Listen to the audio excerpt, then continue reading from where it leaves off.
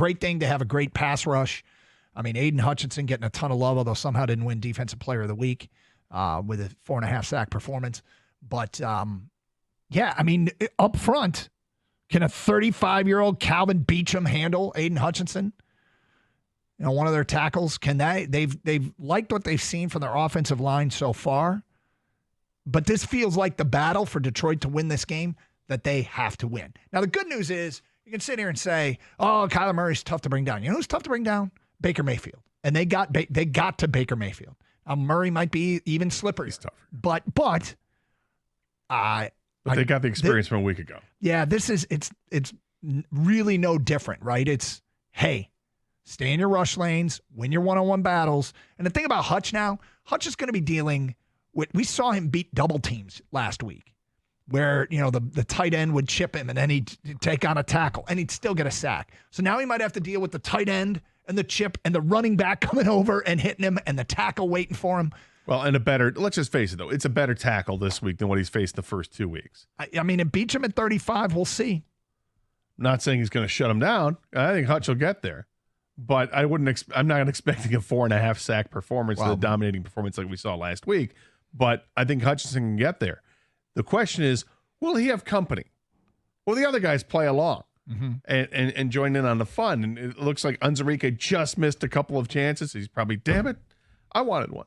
But these guys will have an opportunity for sure on Sunday to get home.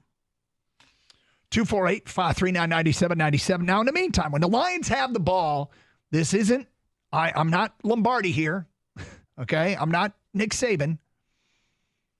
I think we all understand what they need to do. It's finish drives. You don't have to have an elite football mind. You don't have to be a coach. They've got to finish drives. It's pretty simple. And Arizona, I mean, they've been good on third down this year. They've been better against the run and pass, but they've been better defensively in these two games. And look, Buffalo put up some points. The Rams, I mean, everything might be skewed a little bit because the Rams are a shell of themselves with what they have left. But their yards per carry allowed is top 5 in the NFL through 2 games. Now, their passing defense, there's one thing about this. Opposing quarterbacks in the 2 games, so Stafford and Josh Allen, have completed 75% of their passes in these 2 games against the Cardinals defense. So it's something that Jared Goff and the pass game should be able to find open receivers. It should be the kind of day where they can get the ball, get it done through the air.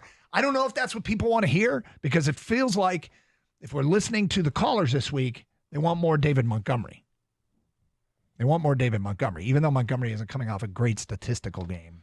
Well, I think people want Montgomery when it makes sense to see more Montgomery. And the problem is they didn't get that opportunity last week. They weren't inside the 10-yard line. Mm-hmm.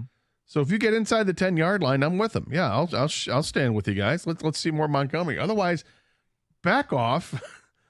Let Ben Johnson call the offense. He's going to get his carries, and Jahmyr Gibbs got his carries. And what's wrong with going with the hot hand? Maybe this week it is David Montgomery. It was in the first game.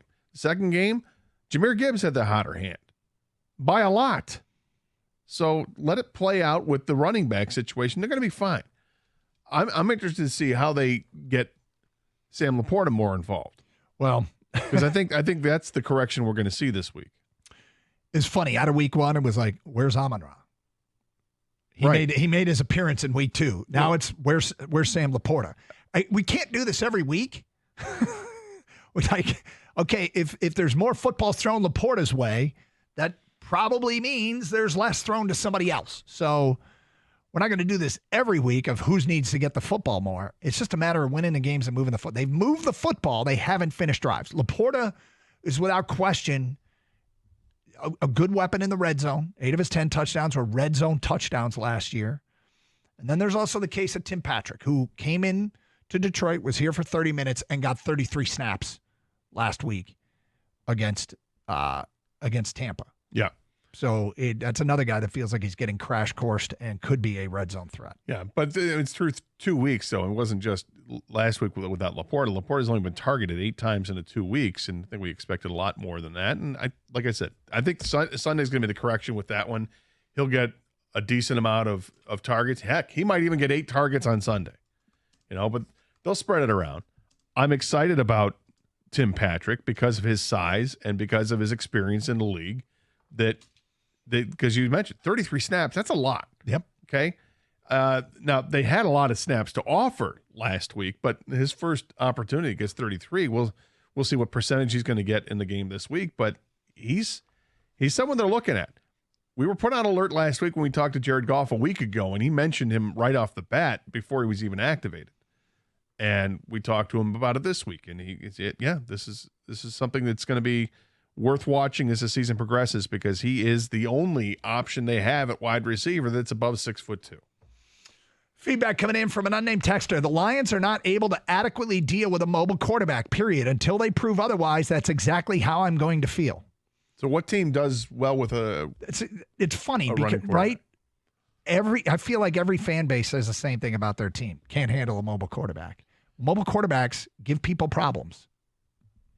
Full stop, right? I mean, they just it's one thing that they do that gives people problems. And they might put up some stats, but I mean, Baker Mayfield didn't exactly light the world on fire last week. He did make some plays. Credit him. He threw for 185 yards and rushed for 34. Yeah, but he was perfect when he was throwing the ball. He didn't make any mistakes, completes over 80% of his passes, and literally has a perfect quarterback rating for the game of 158. Baker Mayfield. Oh, I'm sorry. Yeah, I said Baker Mayfield. I'm thinking Kyler Murray. Yeah. My bad. It's okay. I was like, Baker Mayfield was not. But anyway, yes, Kyler Murray, if he goes out and has another game like that, but I would take, if Kyler Murray is held to 185 yards passing. But what about Baker Mayfield? If Kyler Murray is held to 185 yards passing and 34 yards rushing, are you happy? Yes. Okay. Baker Mayfield's a mobile quarterback.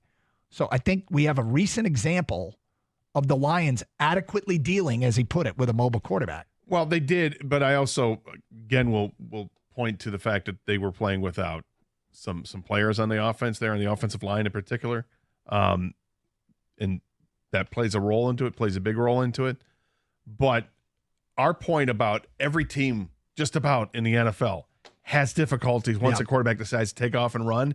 If they're one of those guys, Kyler Murray is one of those guys. Lamar Jackson is one of those guys. Baker Mayfield, to an extent, is one of those guys. Justin Fields is one of those guys. The people have a skill set. And when the play breaks down, it's time for them to take off and go, you're going to have problems. It's frustrating because you feel like when the quarterback has to scramble, you are in the process of winning the down, and then the quarterback makes you lose it. And I get the frustration with it, but that's what running quarterbacks do. Next text, they are going 1-2, guys. The defense won't travel and won't have the juice of Ford Field behind them. The red zone continues to be very bad for the offense. It doesn't, 1 out of 7 doesn't get fixed overnight. Actually, it can. The defense has been really good. And don't underestimate the power of the Lions that travel to Arizona. Lions fans. Yes.